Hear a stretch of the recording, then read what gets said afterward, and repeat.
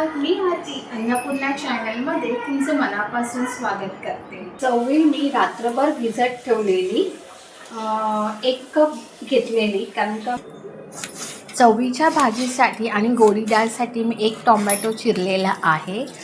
चवळी स्वच्छ धुवून घेतलेली आहे, पाणी घालून कुकरच्या 4 शिट्ट्या करायच्या आहेत। त्याचबरोबर गोडी डाळीसाठी मी तूर डाळ मूग डाळ घेतलेली आहे 2 टायमासाठी। स्वच्छ धुवून घेतलेली आहे डाळ आणि गरजेनुसार पाणी घालून टोमॅटो घातलेले आहे आणि कुकरच्या 4 शिट्ट्या करायच्या आहेत। आणि मी वेगवेगळ्या सेपरेट ठेवलेल्या आहेत। चवळी चांगली शिजलेली आहे आणि गोडी डाळीसाठी डाळ ही शिजवत ठेवलेली आहे।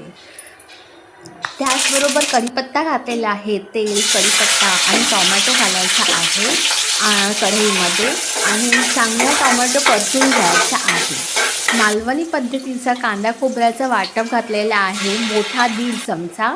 तेलामध्ये चांगलं परतून घ्यायचं आहे।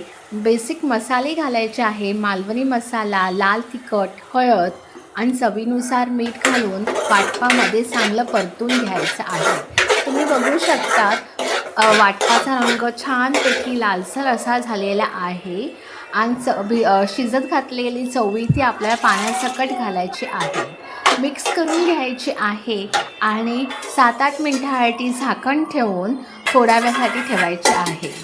चवळी चांगली शिजलेली आहे आणि त्याचबरोबर मुठभर अशी कोथिंबीर घालायची आहे, मिक्स करायची। तयार झाली चवळीची थपथपीत अशी भाजी।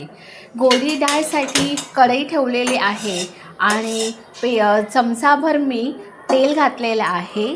त्याचबरोबर मी 1 छोटा चमचा राई घातलेली आहे।